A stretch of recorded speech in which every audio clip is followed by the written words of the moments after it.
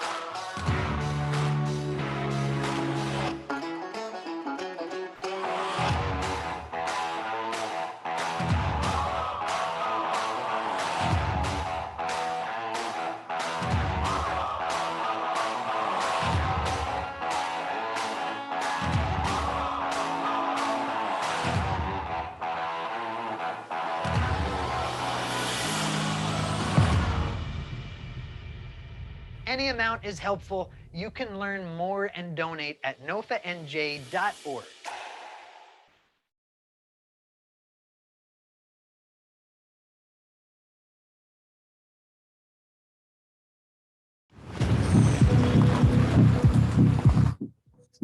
You think I care how many parts per million are in the water or in the soil? I don't care how much toxins are in there as long as I make my money. I'll be dead and gone by the time anyone even knows. Who will save me?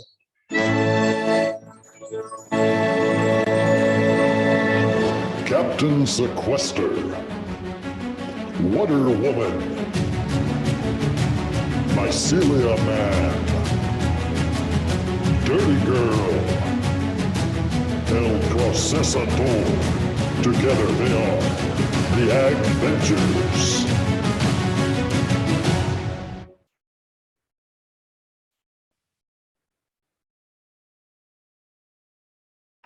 If there's any resemblance between me and Captain Sequester, it's just a coincidence, not an alter ego. So maybe.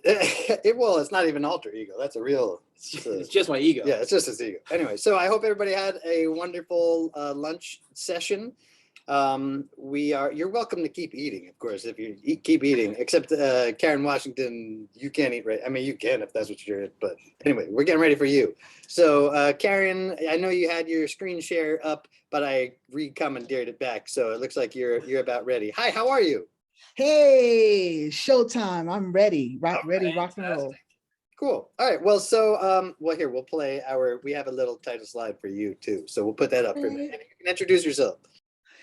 Yes, so I'm Karen Washington. I tell people I grow food, I feed people body and mind. I've been growing food for so many years. Can you see the gray in my hair?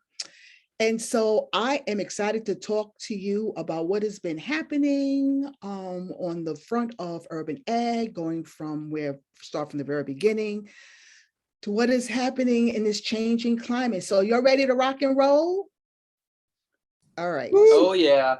All right, so do I have to share my screen again? Or can Yeah. Can you share it again? Share it again, and we'll Okie dokie. All right, let's see. So we're going to start off by saying the urgency of growing food is no longer a local movement, but a global one.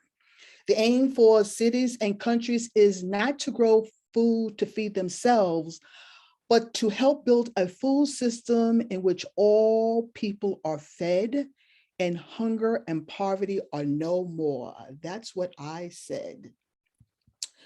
So I want to tell you a little bit about myself because I grew up with no farming background. My parents weren't farmers. My grandparents weren't farmers. Nobody was farmers. And I got the bug in 1985, moving to the Bronx, and across the street was an empty lot. Can you imagine that one time New York City had over 15,000 vacant lots, mostly in low-income neighborhoods and neighborhoods of color?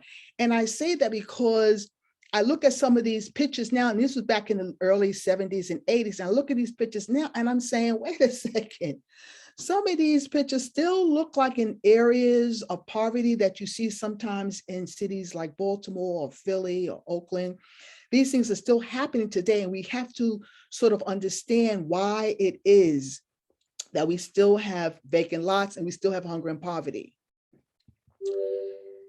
And so let me see if I can move forward. Okay, so what happened is that so people got together and turned these empty lots into community gardens and urban farms. And I say that because the city at that time had no money. It was undergoing fiscal crisis.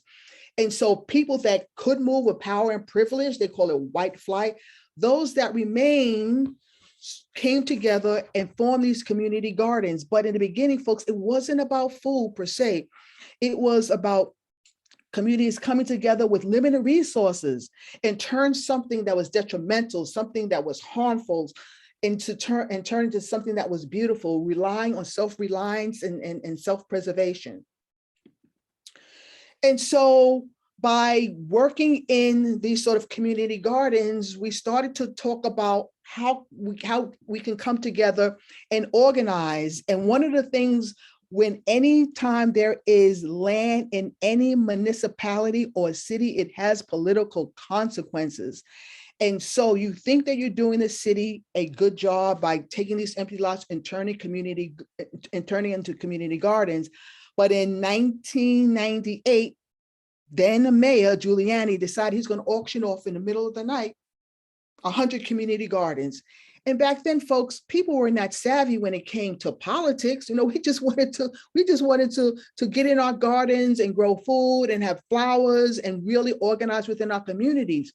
And so what we had to do was all of a sudden we had to put on our caps and learn 101 civics of engagement, how to understand the political system so that we can save these community gardens.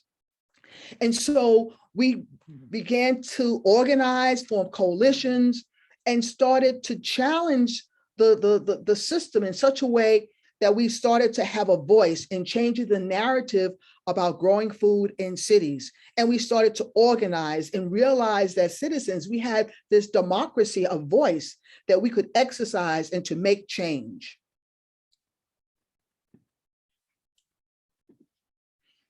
And so eventually we started talking about things that were really pertinent within our community. And we started to question the system. You know, we looked around and we started to realize that we just couldn't concentrate on food alone. There was just so many social issues that were happening within our community, social issues around health, about our environment, housing, and the economy. And so we started to rally and talk about the food system in such a way as not to change the system, but also to challenge the food system. And we came up with words that we were starting to talk about: food justice and food sovereignty and food apartheid. And I know many of you have heard those words, but I tell people it doesn't exist. And I say that because when we talk about food justice, what is food justice? When we talk about what is food sovereignty, when we talk about what is food apartheid? So let's sort of break it down. So when we talk about food justice, we're talking about in the realm of a country where we grow enough food and we waste enough food. That food is not getting down to the people that need it the most. And so when you look at the word food justice, I want people to understand, and this is the sort of a narrative that I use, it's a transformation of the current food system, including but not limited to eliminating the disparities and inequities we see in the food system. And the reason why I like that definition of food justice, because it's been co-opted, it's been padded in people's RFPs and their programs. We're really not understanding the true meaning of what food justice is all about.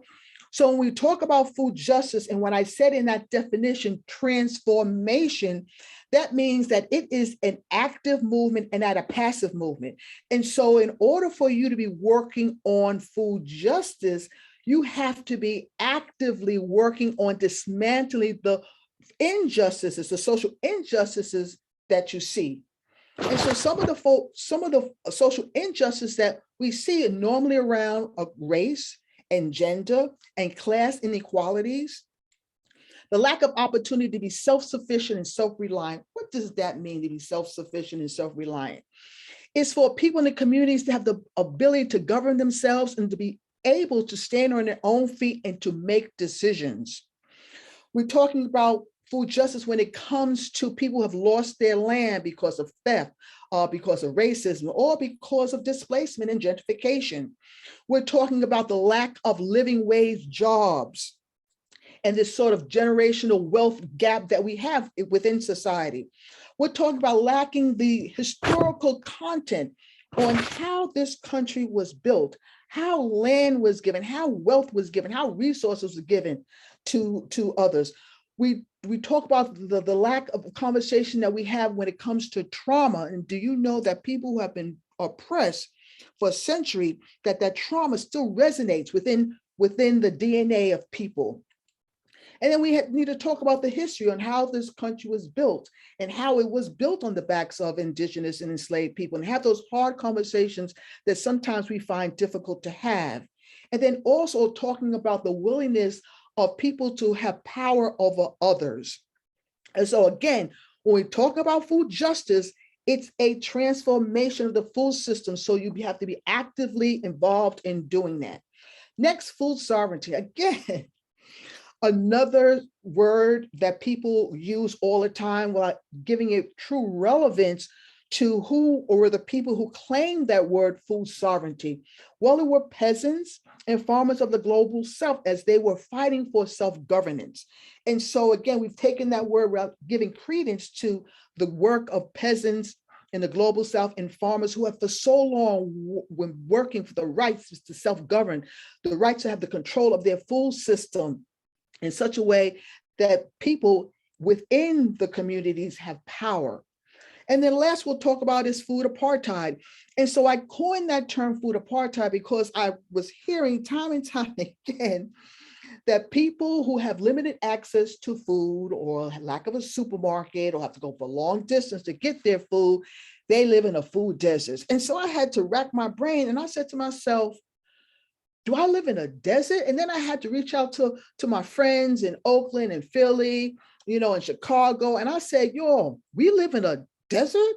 And then I realized again, an outsider term used as a political brief, used to designate people who don't have access to food. And I challenged that. I said, because, we do have the food. We have the fast food, we have the junk food, we have the processed food, but what we don't have are healthy food options. So the reason why I coined the term food apartheid, because I wanted to have people start to engage on what the problem of the food system is all about and start having those hard conversations around race, around demographics, around economics that we don't have, so that we can turn the page to make sure that, again, in the greatest country in the world, that where we grow enough food and we waste enough food, that food is still not getting down to the people that need it the most. So again, folks, no food deserts. And I think recently I heard food mirage or food swamp. So I'd rather use the term food apartheid.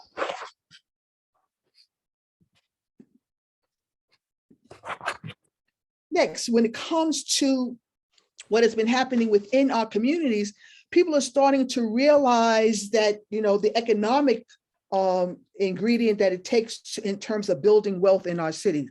And I like this picture because back in the day, when we're trying to find ways that we can be self-sufficient and self-reliant within our community, there's always rules and regulations that come forth.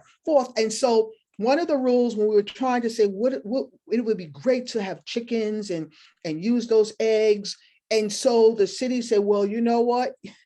You can have chickens, but you can't have roosters. And so, okay, why? Because of the noise. And then people say, well, if you don't have roosters, you don't have eggs. And in fact, you do. You can have eggs because, believe it or not, we as women understand that you can have eggs. You need the rooster in order to make more chicks. But in essence, we can have eggs. And again, there has been an educational piece and component that we had to sort of educate the powers that be so that we could have chickens. The next are bees. Believe it or not, bees at one time under the health department was designated as ferocious animals. Can you believe that? Ferocious animals. Again, it took education because without bees, we don't have food. Exactly. So now within the city, we can have bees as long as we take care of them. And then I like these two pictures here because the backdrop are these tall buildings because people are amazed that there is food growing within the confounds of cities. And there's corn that's growing as high as an elephant eye. And again, understanding that growing food is a leverage of understanding the power that you have. So why are we growing food within in cities? What is it about this sort of urgency around growing food, especially for people who have so long had this sort of distance from the land and realizing that a lot of their food was in supermarkets? So getting people to understand, especially our youth, to understand that food is grown in soil, what it takes to grow food, and also having those conversations about tradition and culture and inquiry and this intergenerational knowledge that is needed to pass down from generation to generation. And I like this picture too, because when we talk about agriculture, the word that sometimes we miss is the word culture, the culture that embraces our differences and diversity, which is really, really important. And I also like when we're in our gardens, how, again, it relates to the food that we eat. And so here we have a gardener using a steering column of a car to rotate a pig on the spit. Some are playing in dominoes. And again, that intergenerational of inquiry and also education that you see here. And so it boils down to what's changing, what's new. And so what's new in this movement, as we look at the future and we look at change, is community. And I say that because we have to understand that there needs to be a shift in power. There needs to be a shift in power who for so long, people with power and privilege have had their hands within communities, especially communities of color. And so what communities of colors are trying to do is understanding that there needs to be a shift from people with power. Now, people with power and privilege, folks, you know that they don't want to give away that power. They don't want to give up that power. Power is like a drug and they don't want to give it away. But in essence, in order for communities to be self-sufficient and self-reliant, there needs to be a shift in power. Though that shift has to come three ways. Either it's going to be shared, is going to be person is going to give it up, or it's going to be taken away. And so when we talk about this new movement of community power, social capital, communal wealth, what does that look like? And so for so often when we look at communities, especially of communities with limited access, limited resources, we tend to look at them in terms of deficits and problems. But for me, I had to change the lens on how I looked at my community as being resilient and strong and working on solutions instead of always being put in the realm of problems. And so I tell people out there that if you want to help communities grow, to have their power, you must ask them what they want instead of what they need. Asking communities what they need comes from a position of deficit. Asking communities what they want comes from a position of power.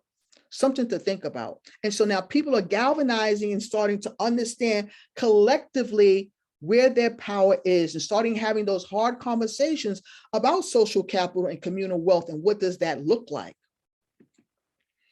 And so a lot of things that are happening within city is that people are now coming together to form land trusts because they understand, again, that land in a municipality has political consequences. And so what does that mean? Is that people are starting to understand the control and ownership of land has to be within the hands of the communities. And so people are now starting to form land trusts, community land trusts, so they have better control of their community. And again, owning land is leveraging your own power to understand. And I say that because a lot of us, migrating from the South, or where we had a lot of land, up to the North, because of the fact that they wanted a better future. When we came from the land and moved into urban areas, somehow we lost that connection to the land. And for me, it was always that land gives you power.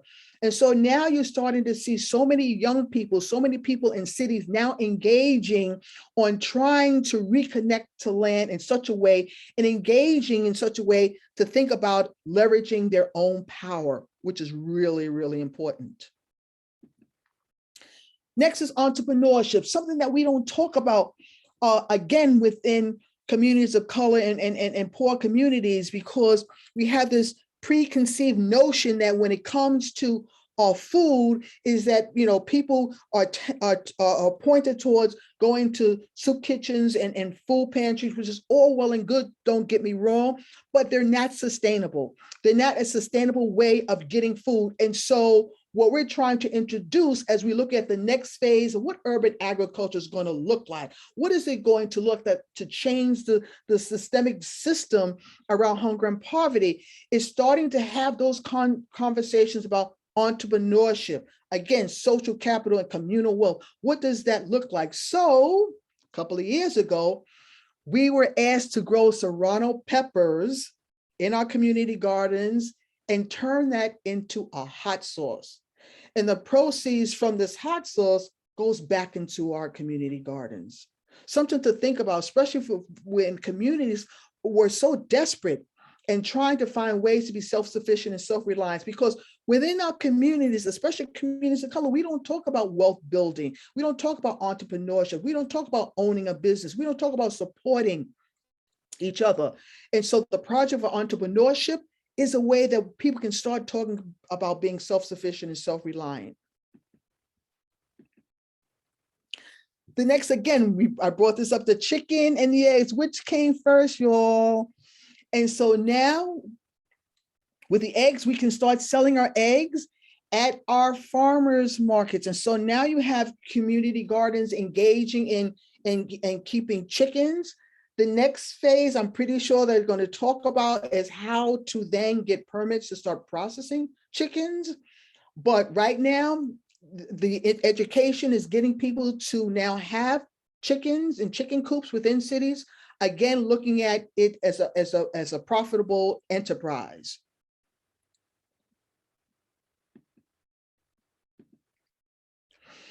So with all this that's coming about, what is happening within the realm of urban ag and community engagement? It's about knowledge. It's about forming organizations that are now trying to sort of integrate the broadband of agriculture in general. And so there's two organizations that I have been working with and I'm proud to be part of, is Farm School NYC, and that is the School of Urban Agriculture. And I say that because, again, trying to get knowledge, especially from elders who've had wisdom, to have that knowledge trickle down into communities that for so long have been left out when it came to agriculture, because agriculture is really not in the educational process in the city. And so forming an organization that was going to teach people how to grow food with the intention of food justice and food sovereignty, and how to grow food in such a way that you can take that knowledge and pass it down to the next generation. The other is Black Urban Growers. And again, proud to be part of Black Urban Growers because it was the first organization in 2010 that started the Black Farmers and Urban Gardener Conference. And I say that because there was a time whereby when I, as a person of color, would go to conferences and workshops and sit there and I would be one of a handful of people that look like me. Sitting in an audience where the relevance of agriculture was centered around whiteness, and sitting there and wondering as a person of color, what is my contribution to agriculture? What is it my people have contributed to agriculture? And so having the Bugs Conference in 2010, when we were told that NOAA would want to come, we had over 500 people coming. It was for the first time to listen to Black farmers and Black educators and Black authors to talk about our relationship to agriculture, not only within cities, but also nationally, and also to dismiss the notion that the realm of agriculture was based on slavery, when in fact, we as African Americans and enslaved Africans were brought here because of our knowledge of agriculture. And so to be proud to understand this broad base of knowledge and to understand that being Black is part of the American experience and part of American agriculture is so, so important.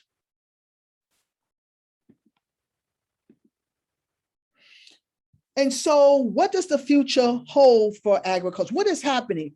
So folks, I just want to sort of step back, because in the midst of this whole realm around COVID, when COVID first hit back in 2019, going to 2020, what the city did to our community gardens and urban ag, and this is in New York City, told us to shut down. And so as renegades and as guerrilla gardeners, we said, how can we shut down when this virus was impacting the most vulnerable people who are poor, people who are infirm? And so it took a village, and it took us to come together collectively to define the city and say to them, we're going to grow food.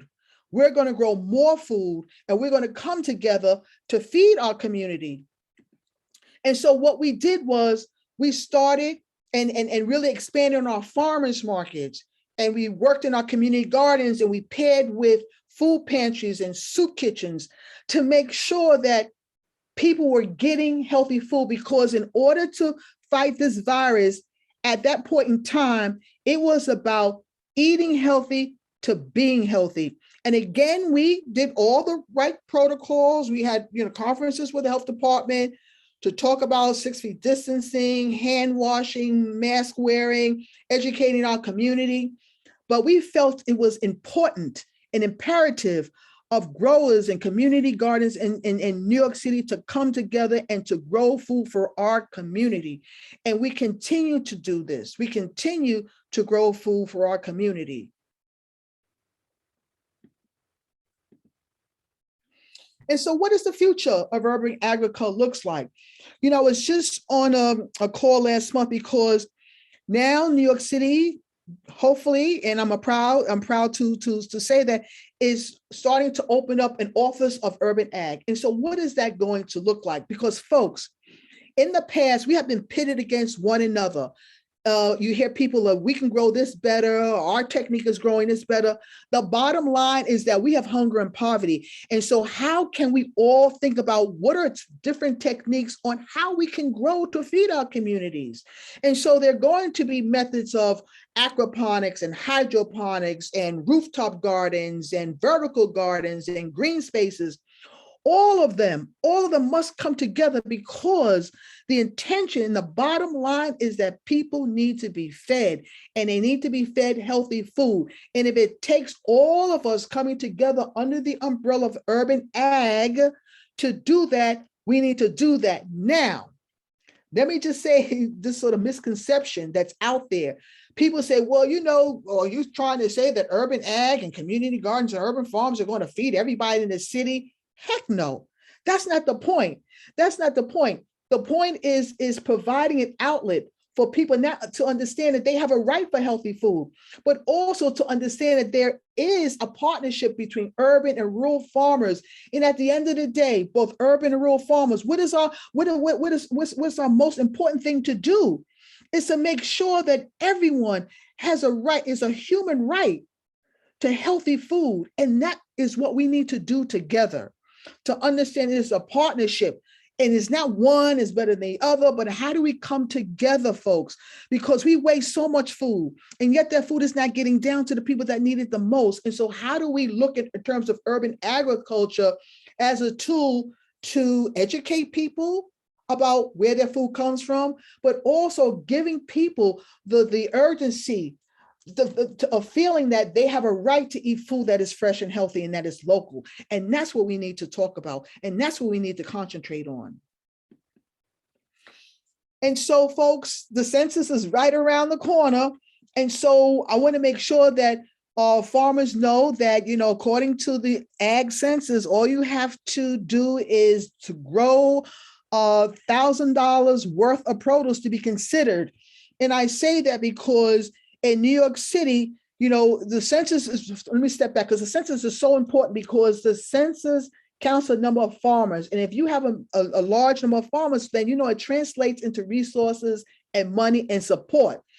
And I say that because in New York City, in our census, out of 57,000 farmers in New York City, only 139 are Black. And I say that because you see in essence, the inequity and inequality that's happening there, and the limited resources that farmers of color are getting. So the census is important. Fill out the census when it comes. If you're urban farmer, rural farmer, and if you donate, you grow $1,000, fill out those census, because those census, number one, will let people know who's out there, but also will give us the amount of farmers that are out there that need resources, which is so, so important. And I like this picture because it's a picture of hydroponics, aquaponics, a rooftop garden, a garden that's right next to Metro North that we see in the city. So again, think about the census and think about methods of how we're growing our food. And then we need to think about the next generation, y'all. I am 67 years of age. You can see the gray in my hair. The average age of a farmer in these United States is 68. So how do we prepare for the next generation? How do we prepare for the next generation of farmers? So we need to think about youth leadership. We need to think about getting youth on our farms, in our gardens, so that they can see exactly where their food comes from. Get them out there so that they can be within nature, so they can understand their place, not only in terms of growing food, but they can look at the birds and they can look at the bees, and they can have this conversation where they can feel and touch, and they can put their hands in the soil, and they can get messy, and they can have fun. Let me tell you, when we have kids on our farm, it's so great. Many children have never been on a farm, have never been outside of a city. And so to have young people put their hands in the soil, to feel it, to smell it, to roll around it, take their shoes and socks off and play in it, it changes how people have a relationship, especially children have a relationship between food and health, and food in their environment and soil in their environment. And they no longer call it dirt, they call it soil, because they know soil is alive and it has those creepy crawler things and earthworms and centipedes and all that good stuff that kids have a tendency to run away from. So it's important, as elders, important to think of your farm and your community garden as an educating school, that you're educating youth and you're educating and young people how important it is to grow food, to eat healthy, to be in an environment, to touch the soil, not be afraid of bugs and insects, and know about weeds, because not all weeds are bad. But this is a place where we can all think about how we can educate the next generation of farmers. And so what are people doing in urban agro? They're doing so many things. Not only they're growing food, like I said, on empty lots, they're using the imagination, right? To grow food on walls, to grow food in greenhouses, to grow food on rooftops, you name it.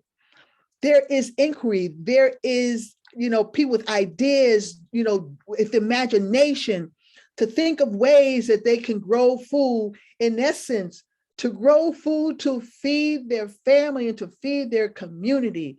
This is fair, this is just, this is equitable.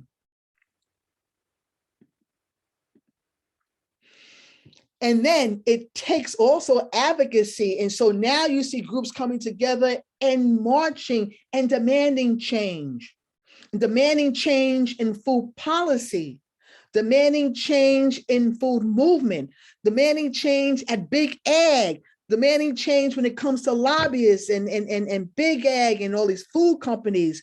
I sort of, had a conversation around seeds, and I just can't understand how we have a handful of companies patenting our seeds and there's not an outcry, because in essence we are seeds, and if we allow a handful of companies to patent seeds, what is for us down the line?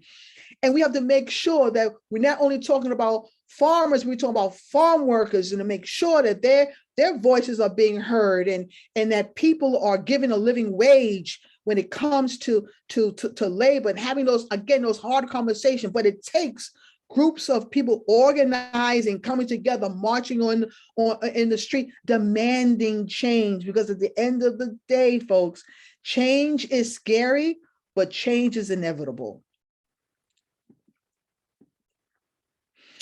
And then I just want to bring about this sort of wealth dynamics that we have in the food system, that we have not only in the food system, but in our economy, that there is this wealth gap that we have. And so now is the time for us to sort of to address it, not push it away, where we see how 1% of people are powerful, making so much money, and 98% of people are barely making it. But then there's this gap between racial wealth inequality that we have, that we need to talk about. And so in essence, what we've done here in New York State is start talking about wealth building, talking about social capital and communal wealth, because those are conversations that we never have within our communities. And if we look at communities, quote unquote, poor communities coming together, putting their resources together, these communities once deemed powerless become powerful, because together, can you imagine together? What's happening now is we put our resources, go out, we shop outside our communities, we bank outside our communities, we work outside our community, and we have to change that dynamic to sort of look within our community and start talking about base building in such a way that the money that we make help support businesses, mom and pop businesses within our community, help support that family that wants to own a home, help support those children that want to go to college, help support those people with inquiry and imagination to start a business, entrepreneurship. But those words and that information we don't have. So we started having those conversations about social capital and wealth building in such a way, and came up with the Black Farmer Fund. The Black Farmer Fund, located in New York State, has now had the fortitude to talk about wealth disparities we have, but then also to accumulate money to give back to farmers. So this first year, we were able to amass over $1.2 million and help 8 farms and businesses start up. Unheard of, because in the back of people's mind is that we always have our hands out, but never our hands into the decision making. And so this is a process, a learning process of this Black Farmer Fund, that we're understanding what power looks like, what investments look like. And we're not keeping this to ourselves. We're learning the pitfalls on how to start a fund. But whatever we learn, we're going to pass it on to people in Jersey, in Connecticut, and we're passing it on, because we understand how base building and wealth building is so important for the next generation, but also for us to be a part of this economy.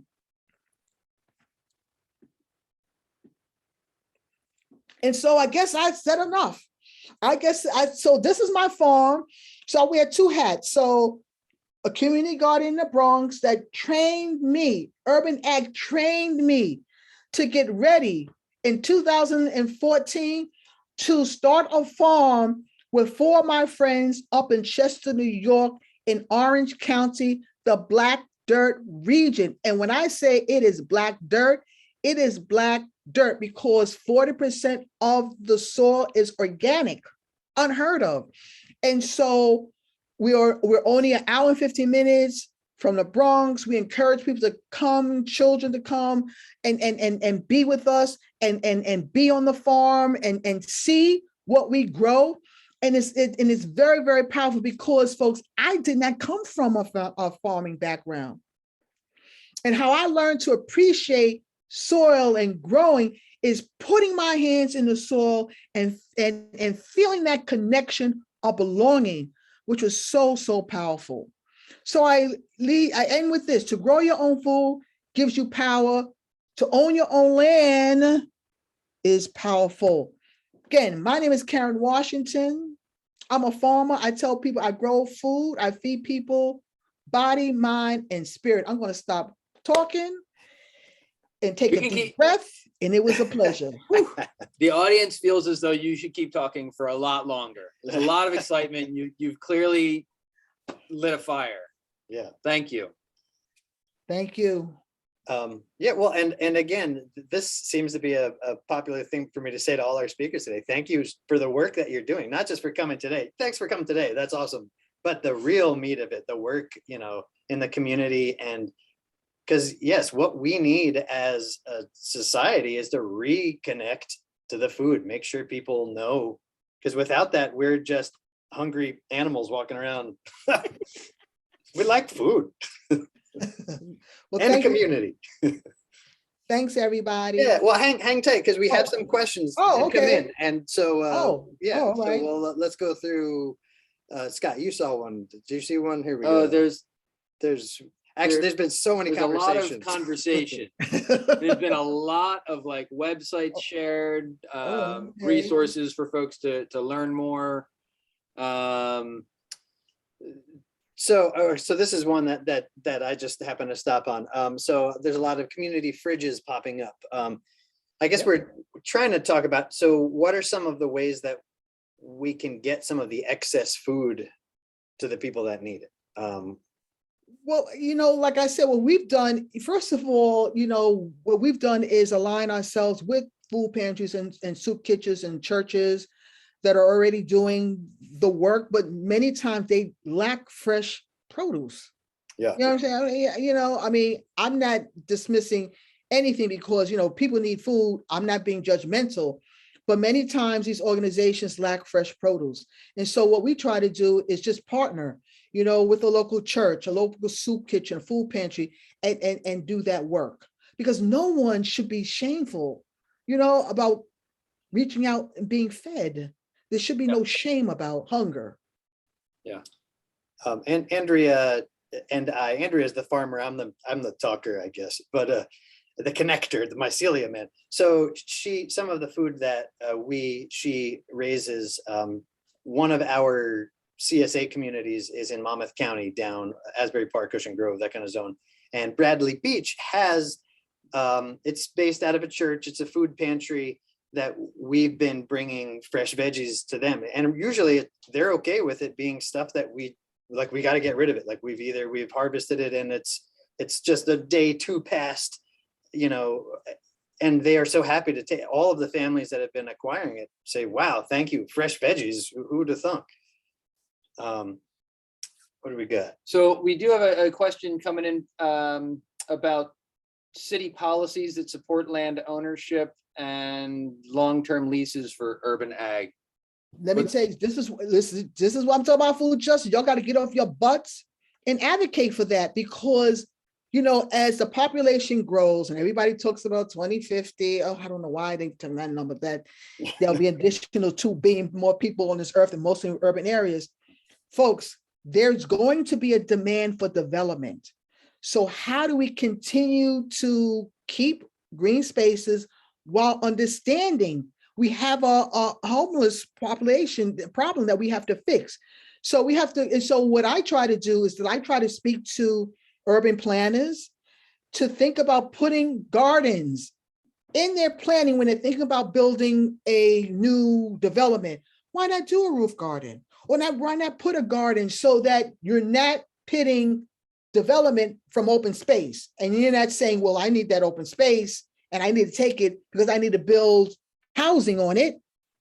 Use your imagination. Think of ways that you can incorporate green space in your development. And I speak to developers just and urban planners with that intention. I suppose an extra benefit would be if you had a garden on your roof, it's like you got a hat on, you got an insulated roof extra, because now you got, you know, I'm just trying to find Well, a silver lining. you get shade, you get cooling. It's Yeah. And you have cucumbers on your roof. I mean,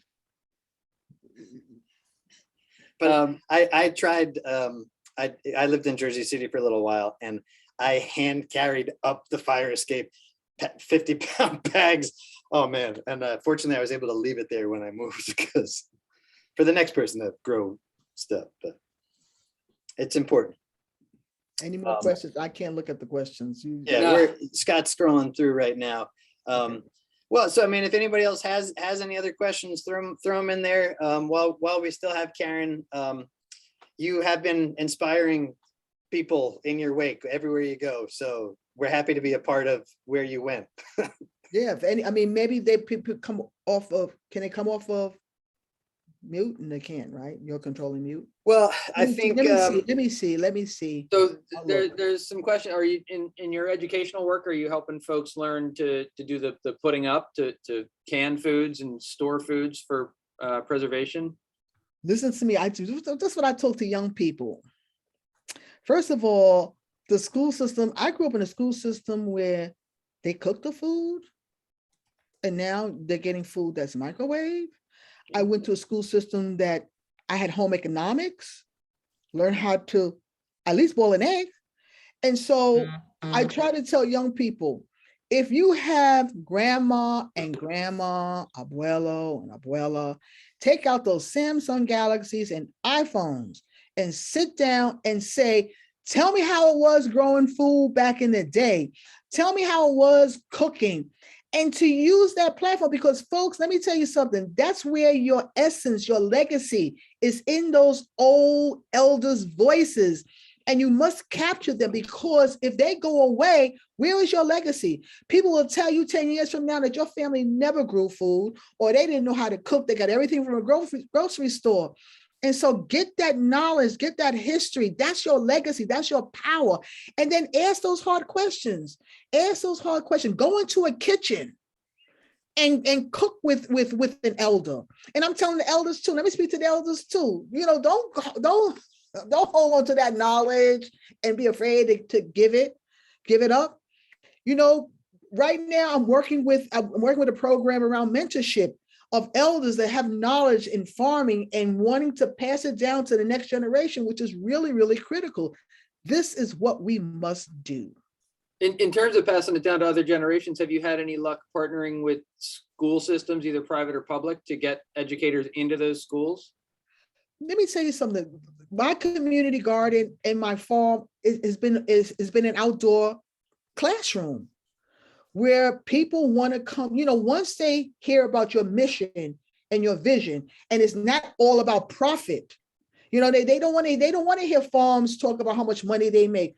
They want to hear farms and gardens are making a difference, that are inviting communities to come in and visit their farm and visit their garden and get all dirty and have fun while educating.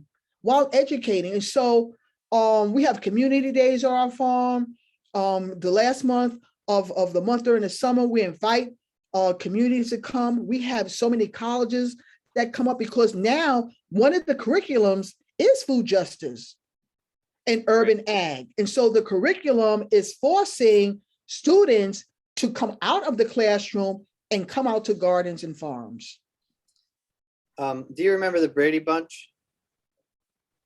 we're- I want to hear this. Wow, we have the little Oh, boxes here. yeah, so we're gonna go into gallery view, and so because everybody wants to say hi and thank you.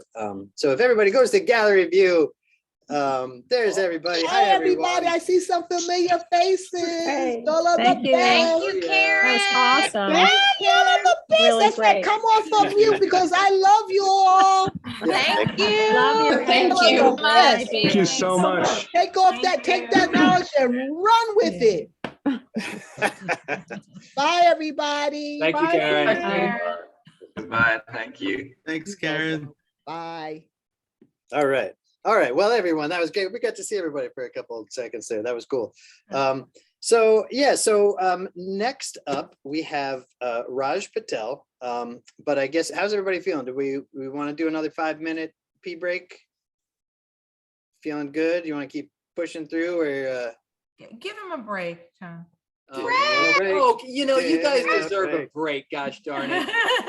All right. I'm just gonna start solving my Rubik's Cube because this is my analogy for complex problems these days. And this one's pretty messed up, but we're learning today that there's systems in place that can be used to solve complex problems. And this is an analogy for that. I'm gonna solve it, okay? He's gonna solve it. If anybody On knows, this 5-minute break, and I'm not cheating. we'll leave the camera on. Hey, where did Everybody you knows get how one of to- those shirts, Scott? I don't, you know, Where did that These come are- from? where did that come from? That Yeah. came from 2013. Oh, wow. I want one Yeah. of those. Yeah, we need to do some like represses of some old shirts, I think. Yeah, that'd be awesome. And if anybody has the Rubik's Cube on how to solve teenagers, let me know. I'd really love that one. Well, then we could write a book and make some serious money on that one. Yeah. Oh, Seriously. yeah. Okay. I was thinking of doing a little YouTube, like, messages from dad and like all the things that, I wish you'd learn this, but you won't learn it now because you Yeah. already know. And just think, we thought organic farming was tough, huh? Yeah, right. Yeah, seriously. Man. Yep. All right. Well, so we can hang for a couple minutes. I don't need to pee, so we can chitter chatter. I'm here. We can watch him. I do gotta this. solve a Thanks for Rubik's sharing Cube. that, Tony. Hey, Tony, I think Raj is already on, so why don't we track him down and All right. get set up? In the meantime, you start record. Raj, are you out there? Yes. Raj, come in, Raj.